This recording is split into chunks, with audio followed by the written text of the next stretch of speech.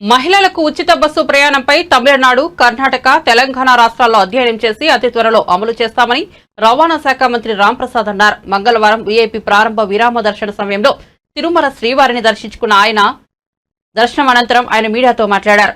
August 15న అన్నా క్యాంటీన్ను ప్రారంభిస్తున్నట్లు తెలిపారు. మాజీ ముఖ్యమంత్రుల భద్రతపై గత ప్రభుత్వాలు చేసిన తప్పులను తాము చేయమని రాంప్రసాద్ అన్నారు.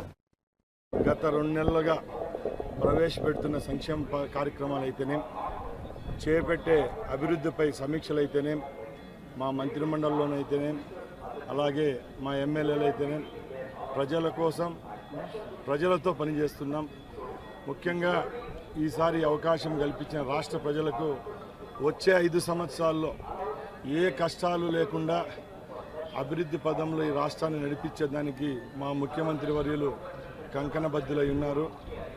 అలాగే ఈ రాష్ట్ర ప్రజలు మా మీద పెట్టిన నమ్మకాన్ని ఒమ్ము చేసుకోకుండా గత ప్రభుత్వాలలాగా కాకుండా ఇప్పుడు ప్రజల పక్షాన్ని నిలబడి ఏవైతే సంక్షేమ పథకాలు, అభివృద్ధి పథకాలు ఏవైతే ఉన్నాయో ప్రజలకు చేరువ చేసి మన్నలు పొందే విధంగా ఆ భగవంతుని కోరడం జరిగింది.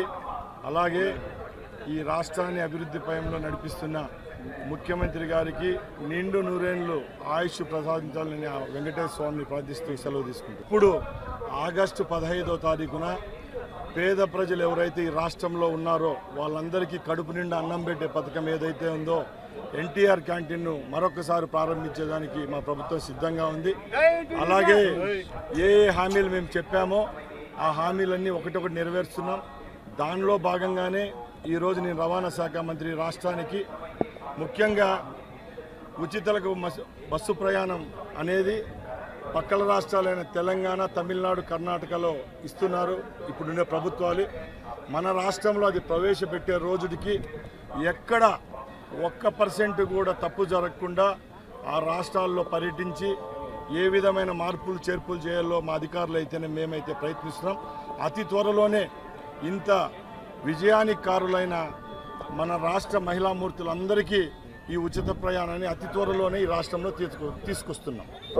సార్, ఇది ఎవరైనా చూస్తే నవ్వుతారండి. నేను కూడా నిన్న సోషల్ మీడియాలో ఈరోజు చూడడం జరిగింది. 900 మంది భద్రత కావాలని అడుగుతున్నారంట. ముఖ్యంగా మేము ఒకటే చెప్తున్నాం, గత ప్రభుత్వాలు మీలాగా మేము ప్రతి ఒక్కటి మా చేతుల్లో తీసుకొని భద్రత కుదించడం పూర్వ ముఖ్యమంత్రులకు